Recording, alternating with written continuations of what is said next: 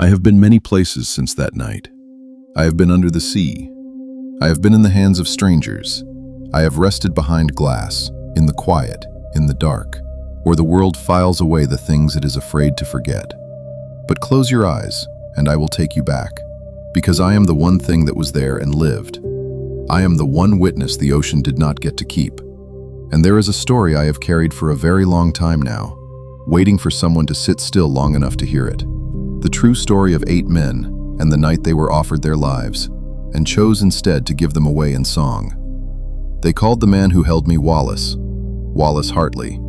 And before I tell you how he died, I need you to know how he lived, because the world remembers the sinking and forgets the men. Tonight, we are going to remember the men. The grandest night. You have to understand what that ship was. It was not just steel and rivets. It was the proudest thing human hands had ever built. A floating city, lit up gold against the black of the Atlantic, so certain of itself that they said not even God could sink it. And on board, in the grand rooms with the crystal and the warm light, Wallace and his band played. We were the sound of that certainty. We played waltzes while the wealthy danced and the ordinary folk in the lower decks dreamed of the new world waiting for them across the water. Every night I sang in Wallace's hands, and every night the ship carried us all west toward tomorrow, and no one on earth believed that tomorrow would not come. I remember the feel of his hands. A musician's hands are a particular thing. I had known them for years and they knew me. Steady, sure. The hands of a man who believed that music was not a decoration but a kind of medicine, a thing you gave to people the way you would give them bread. I did not know that last night how much medicine those hands were about to be asked to give. The shudder. It came just before midnight. Not a crash, barely even a sound, more a long, low shudder that ran the whole length of that great ship, the way a chill runs the length of your spine when something is wrong before your mind has learned what. The dancing stopped. The music stopped. For a moment there was only that silence, that held breath, while 1,000 people waited to be told it was nothing. But it was not nothing. Somewhere below the waterline the sea had already begun to come in. And slowly, then all at once, the word began to move through the ship like a cold current. There are not enough boats.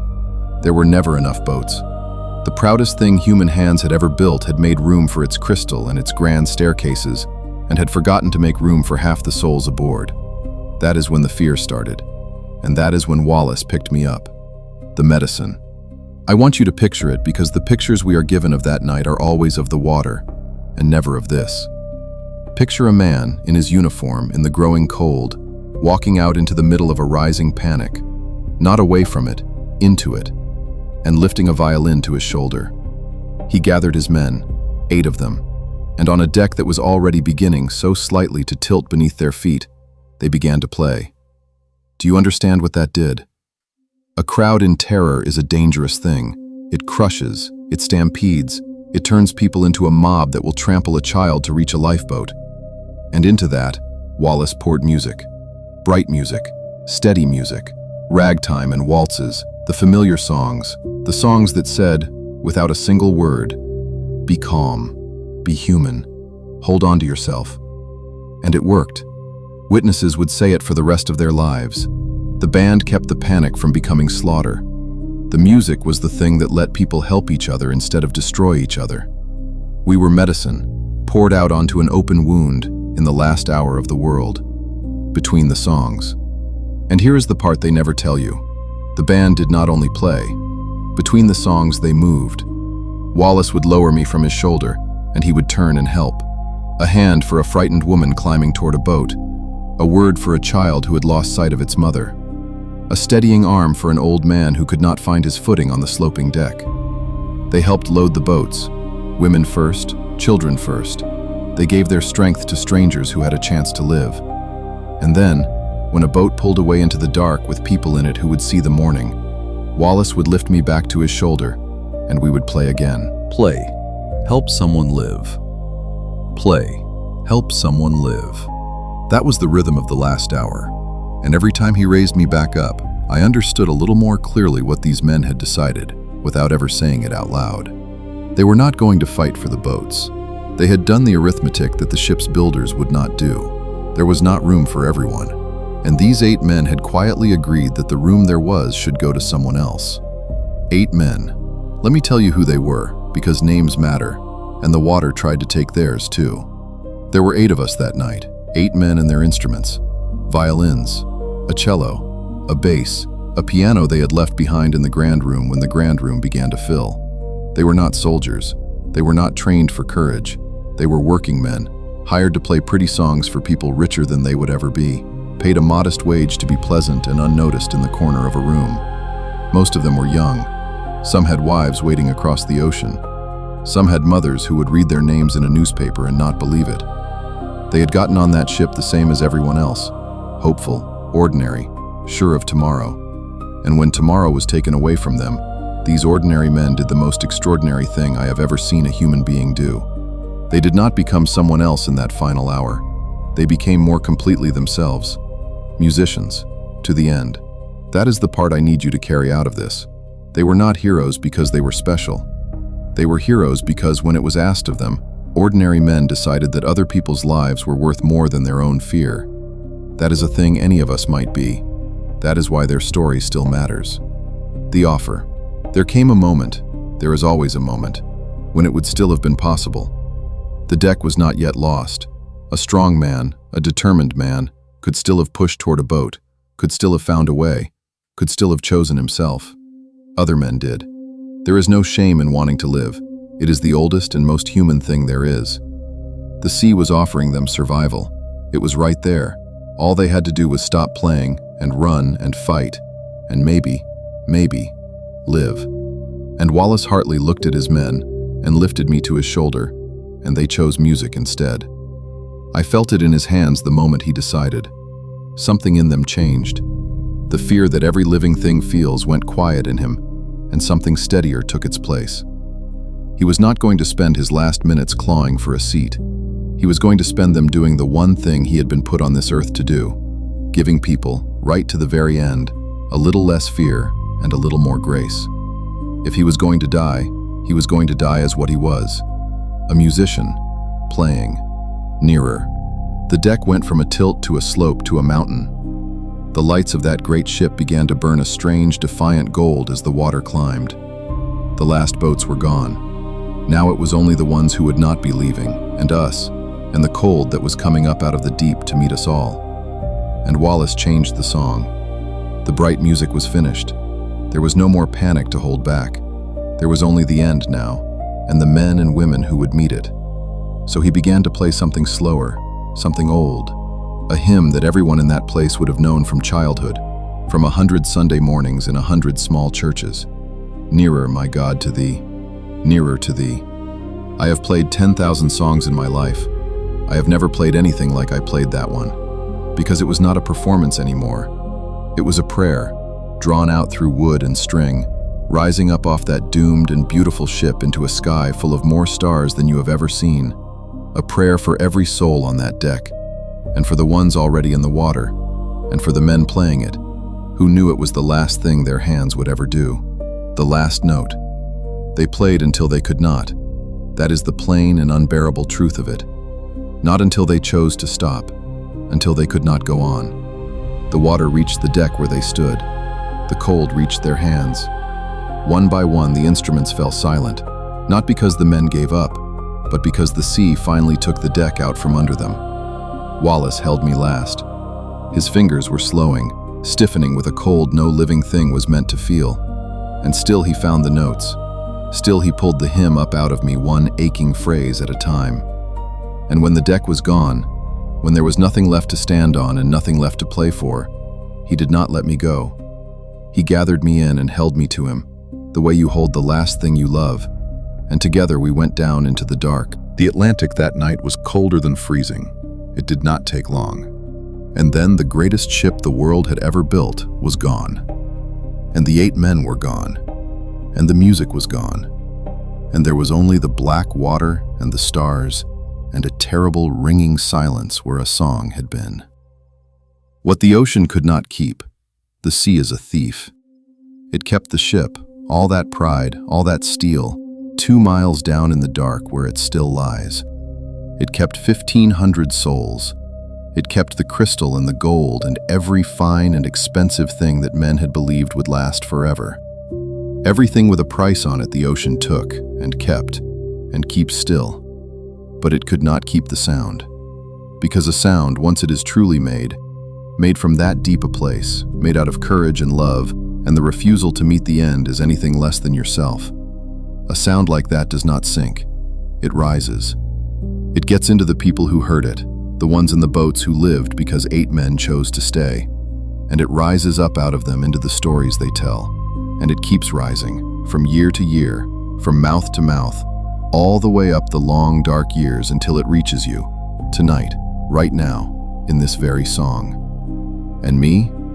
They found me, long after, still in the case that a woman who loved Wallace had given him, still strapped to the man who would not let me go. They brought me up out of the deep and into the light, and they knew me, and now they keep me safe behind glass, in the quiet, where I wait.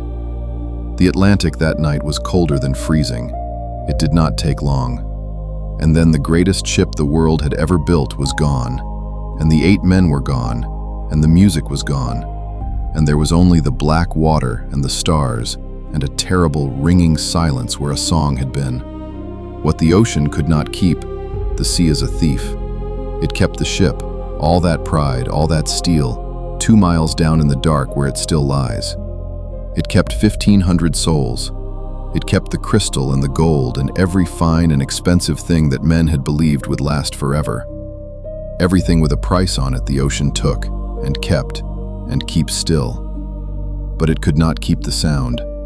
Because a sound, once it is truly made from that deep a place, made out of courage and love and the refusal to meet the end as anything less than yourself, a sound like that does not sink. It rises. It gets into the people who heard it, the ones in the boats who lived because 8 men chose to stay. And it rises up out of them into the stories they tell. And it keeps rising, from year to year, from mouth to mouth, all the way up the long, dark years until it reaches you, tonight, right now, in this very song. And me? They found me, long after, still in the case that a woman who loved Wallace had given him, still strapped to the man who would not let me go. They brought me up out of the deep and into the light, and they knew me. And now they keep me safe behind glass, in the quiet, where I wait. I wait for nights like this one, for someone to sit still long enough to listen.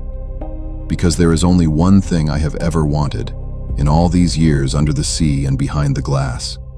Not to be famous, not to be worth a fortune at auction. Just this, for the men to be remembered as what they were. Not victims, not a footnote to a famous disaster. 8 men who were offered their lives and chose instead to spend their last hour making the world a little less afraid, who played through the panic and helped the frightened onto the boats and stayed when they could have run and went down into the cold still making music. So this was for you, Wallace, for all 8 of you. Your story is told now. The world knows what you did. You can rest. And you, whoever you are listening in the dark, when the last note of this song fades and everything goes quiet, listen close. Under the silence, under the years, that is them, still playing, nearer, my God, to thee.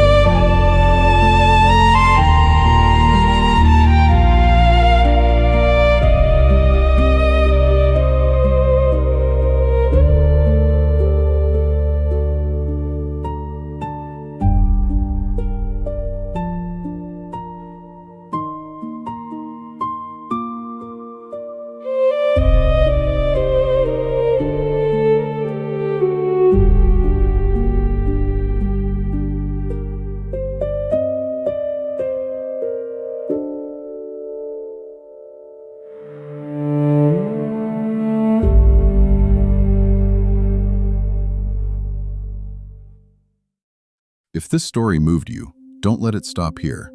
Subscribe to Sounds of Eternity. Every week, I bring you another sound, another soul, another story the world almost forgot. Comment the name Wallace below so the band is remembered. And if you'd like to carry a piece of this with you, everything lives at officialsoundsofeternity.com. The music, the stories, the merch. Thank you for listening. Thank you for remembering. I'll see you next time, here in the quiet, where the eternal things still play.